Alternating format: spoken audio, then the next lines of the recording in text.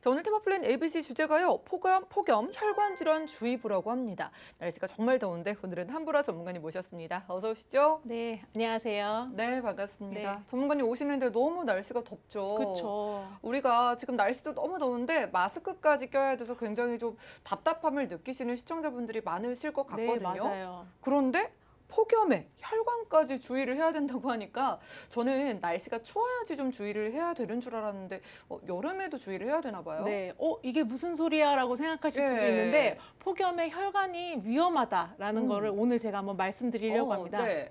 우리 MC님은 가마솥 더위, 찜통 더위 이런 얘기 들어보셨죠? 그렇죠. 지금이 딱 어울리는 날씨인 것 같아요. 그렇죠. 근데 요새는 이런 말이 있다고 해요. 네. 내가 망고도 아닌데 이 날씨 어떻게 살아? 라고 하면서 정말 익을 것 같아요. 그쵸. 네. 너무 힘들어요. 내가 진짜 파인애플이나 바나나가 된 것처럼 동남아에 사는 느낌이라는. 맞아요. 네. 이번 주에 이 비가 온다고 해가지고 조금 기대를 했는데 비가 오기는커녕 더 더워지니까 그쵸. 이게 지금 좀 열대야 같기도 하고 맞아요. 건강 관리를 좀 신경을 써야겠다는 생각이 그래서 드네요. 오늘 제가 혈관에 네. 대해서 이 여름철에 정말 중요하게 생각하는 혈관이 왜 이렇게 제가 이 혈관을 말씀드리는지 한번 이번 시간에 소개해 드리도록 할게요.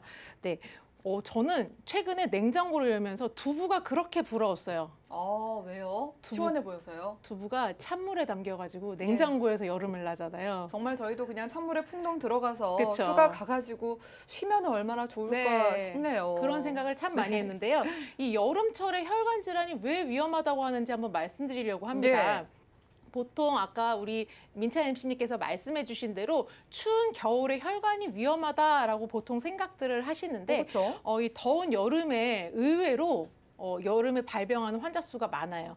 이 표를 한번 보시게 되면은 네. 심근경색 환자는 이제 노란색으로 보시면 여름철이나 겨울철 크게 다른 바는 없어요. 하지만 여름철에 보시면 이 뇌졸중 환자가 겨울철보다 여름철에 훨씬 더 많고요. 한 2만 명 정도가 더 많이 발생하는 사실이 보여지고 그러네요. 있습니다. 네, 그리고 이제 기온이 32도씨 이상이 되면은 뇌졸중으로 인해 사망할 수 있는 위험이 66%, 그리고 예. 심근경색 같은 경우에는 20% 정도가 더 증가한다고 하니까 이 여름철에 혈관 질환 참 위험합니다. 아니, 추울 때만 주의를 해야 되는 줄 알았는데 오히려 거꾸로 그렇죠. 여름에 더 주의를 해야 된다고 하니까 날씨가 추우면은 왜 혈관이 수축돼가지고 위험하다고 하는데 네. 여름에는 왜 그런 거예요? 왜 그런지 제가 한번 이유를 말씀드릴게요. 네. 왜 여름철에 혈관이 위험한가라고 보시면 세 가지: 땀, 그리고 에어컨, 그리고 마지막으로 스트레스가 원인이라고 합니다.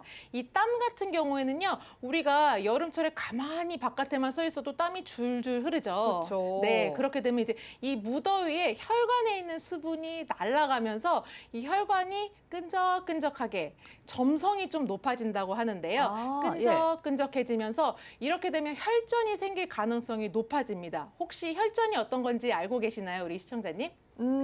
그 혈액이 조금 응고되는 네. 거 아닌가요? 네, 맞습니다. 네. 피가 응고돼서 덩어리지는 거를 바로 혈전이라고 예. 하는데요. 바로 이 혈전이 혈액을 둥둥둥둥 떠다니다가 혈관벽에 붙으면서 이제 병이 발생되는 건데, 붙고 또 붙고 계속 이 혈전이 붙어가지고 나중에는 혈관이 막히는 뇌경색, 그리고 혈관이 막히다 못해 터지는 뇌출혈로 이어질 수가 있는 거죠. 그러니까 여름철에 물이 많이 빠져나가게 되니까 그렇죠. 물을 많이 마시라는 그런 이야기를 그래서 하시는 거네요. 네, 맞습니다. 그리고 두 번째 원인으로 네. 보여지는 에어컨. 혹시 민채아 MC님께서는 에어컨 없이 혹시 이 여름을 버티실 수 있으실까요? 저는 정말 집에 들어가자마자 에어컨을 너무 하루 종일 켜놔가지고 오히려 부모님께서 냉방병 걸린다고 조심하라고 맞아요. 그러시거든요. 저도 요새 계속 에어컨이 있는 방을 돌아다니면서 잠을 네. 자다 보니까 제가 이게 잠을 잔 건지 아침마다 참 피곤한데요.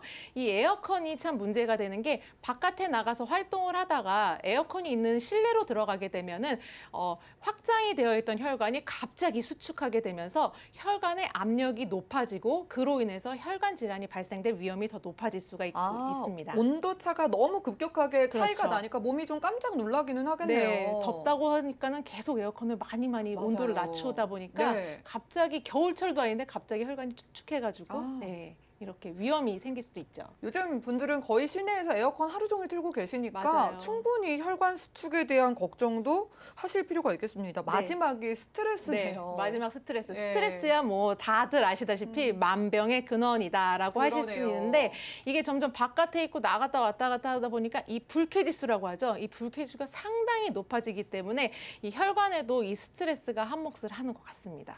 아, 정말 여름철에도 결국에는 혈관 질환에 대한 대비가 필요하다는 건데 네. 특히나 더 뭐 위험하신 분들이 있을 것 같은 게 이제 뭐 혈압이 원래부터 좀 높으신 분들이나 맞아요. 그런 분들이 그 혈관 질환 굉장히 위험하다고 그쵸. 예전에 보험 가입도 안 됐다면서요. 네, 맞습니다. 예. 그런 분들이 참 위험한데 앞서 말씀드린 세 가지 원인은 환경적인 요인이에요. 그렇다 보니까 우리가 어떻게 할 수 있는 부분이 없고 건강관리라든가 아까 말씀해 주신 것처럼 물을 많이 먹는다던가 온도 조절만 잘 하면 또 이제 괜찮아질 수 있는데 이 혈관 질환에 특별하게 위험하신 고고당이 있으신 분들. 아, 고고당이요? 네, 이 방송을 좀 잘 보셔야 될 것 같은데요. 고고당 혹시 들어보셨나요? 저는 처음 들어봤는데 아래에 딱 첫 글자를 딴 거네요. 네, 보시면은 고혈압, 고지혈증, 당뇨 이 세 가지 질환의 앞글자만 따서 고고당이라고 이렇게 말을 할 수 있는데요.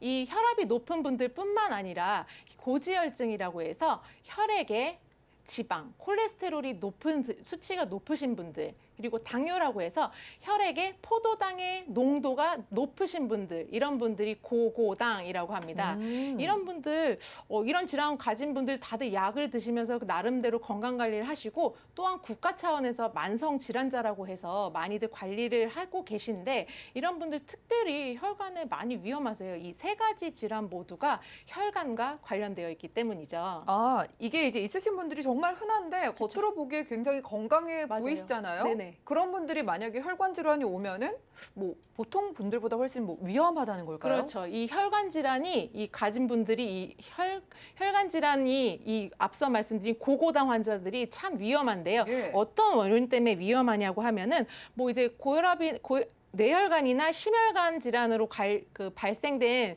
질병에 걸린 환자들 수를 보고서 이제 분석을 해봤는데요. 뭐 흡연이나 기타 뭐 식습관, 짜게 드시거나 뭐 약간 맵게 드시거나 자극적으로 드시는 분들도 이렇게 걸릴 수 있지만 예. 이제 고혈압, 고지혈증, 당뇨, 바로 고고당 환자들이 이러한 뇌혈관이나 심혈관 질환에 걸릴 수 있는 확률이 한 3분의 1 정도나 차지하고 있다고 해요. 고고당. 네. 앞글자만 따서 참 귀엽게 들리는데 내게 정말 이걸로 인해서 이대 질환이 오면은 귀여운 게 아니라 끔찍한 일이 그렇죠. 될 수도 있겠다라는 맞습니다. 생각이 듭니다. 네네. 그럼 저희 시청자분들 중에 고혈압이 있으시거나 고지혈이 있으시거나 당뇨가 있으시면 뭐 무조건 필수로 이대 질환 보험을 가입을 해야 된다는 거잖아요. 그렇죠. 어떤 증상들이 있을까요? 네, 보통 이제 혈관 질환의 전조 증상을 한번 보시게 되면은 네. 이 뇌졸중으로 관련돼서 뭐 한쪽이 마비된다거나 오.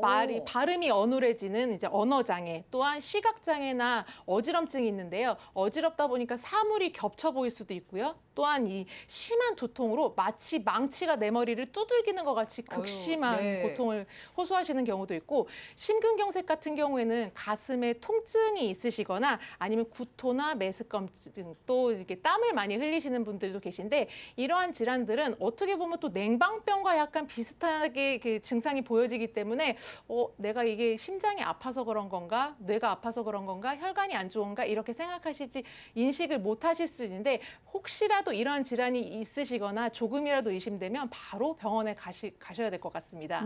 이런 증상들을 지금 느끼시는 분들은 그냥 넘기면 안 될 것 같고 그렇죠. 한번 뭐 병원을 가보시든 미리 보험 준비를 해보시는 거 좋겠네요. 네. 저희가 이제 그럼 혈관 질환을 보험으로 준비를 하면은 그렇죠. 어떤 형태로 가져가야 돼요? 네, 일단은 제가 오늘 가입 금액들을 어떻게 한번 보여드릴지를 한번 제시를 해볼 네. 텐데요.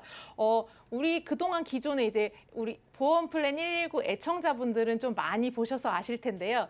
뇌졸중 안 돼요. 뇌출혈도 안 돼요. 보장 범위 말씀하시는 네, 거죠? 급성심근경색도 안 돼요. 지금은 우리가 뇌혈관이나 심장 질환의 그 보장 범위를 조금 더 넓혀서 준비를 하셔야 돼서요. 제가 진단비 1,000만 원 그리고 수술비 1,000만 원 이렇게 간단하게 한번 이제 예시를 한번 드려볼 텐데 이렇게 내가 가입을 하더라도 얼마나 보장을 받을 수 있나라는 것들이 참 궁금해하실 수 있을 것 같아서 제가 간단하게 예시를 한번 들어보면서 설명을 드리도록 하려고 합니다. 좋습니다. 네. 만약에 혈관 질환에 걸렸다라고 해서 보험을 잘 가입해 놨다면은 뭐 얼만큼 우리가 어떤 혜택을 받을 수 있는 걸까요? 네, 사례를 한번 보겠습니다. 예. 먼저 55세 남성이 2019년 10월에 이제 협심증 진단을 받고요. 예. 스텐트 삽입을 한 다음에 2021년 올해 2월에 스텐트 삽입 수술을 재수술을 하셨는데요.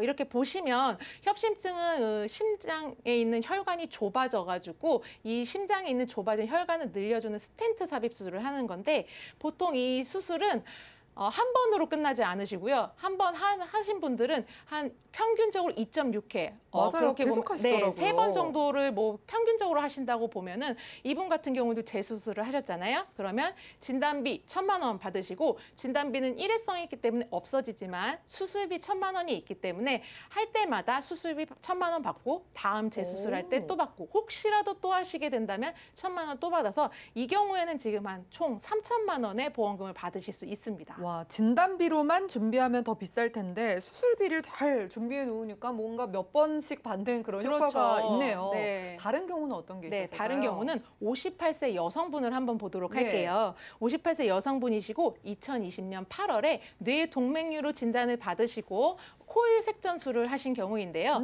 이 뇌동맥류는 많이 들어보셨을 뇌꽈리라는 병으로 맞아요. 네, 뇌에 있는 혈관에 풍선처럼 부풀어 올라서 그곳에 이제 혈액이 들어감으로 인해서 심한 두통이나 힘든 상황이 발생하는 경우입니다. 그래서 이제 코일을 막 꼬아놔서 그 풍선같이 그 부풀어 오른 곳에다가 넣어가지고 이곳에 이제 혈관 그 피가 통하지 않게 해서 이렇게 치료를 하는 건데 이 코일 색전술 역시 한 번으로 수술이 끝나는 것이 아니라 지속적으로 반복해서 하게 됐기 때문에 이 경우에는 지금 진단비 1,000만 원과 수술비 1,000만 원을 받았지만 반복적으로 수술을 할 경우 계속해서 수술비를 받으실 수 있습니다.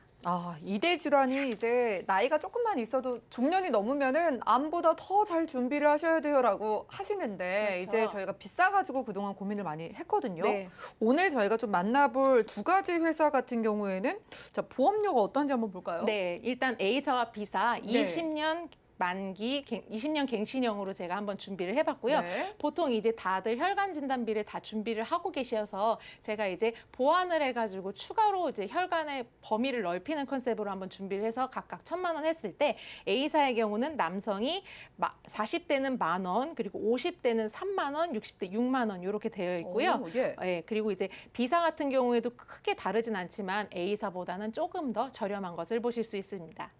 네, 그리고 이제 처음에 보여드린 건 이제 건강하신 분들 기준인데 예. 보통 아까 말씀드린 대로 고고당 이런 분들 약 하나씩쯤은 다들 드실 텐데 이런 분들은 다들 이제 유병자거든요. 그래서 가입이 안 되지 않나요? 지금 이제 또 유병자 시장이 워낙 넓어지고 많은 상품들이 나왔기 때문에 이 유병자들도 가능하십니다. 그래서 유병자의 경우는 보험료가 어떻게 다른지 한번 보여드리면요.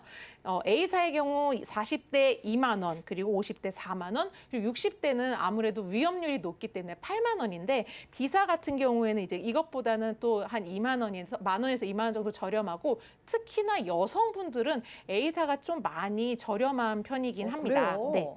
지금 보험사별로 한번 비교를 해볼게요. 어떤 차이가 있을까요? 네, A사, B사 모두 가입 연령이라든가 수술에 대한 보장 범위, 또 갱신형, 비갱신형으로 구분해서 이제 선택하실 수 있는 선택 여지는 똑같은데요.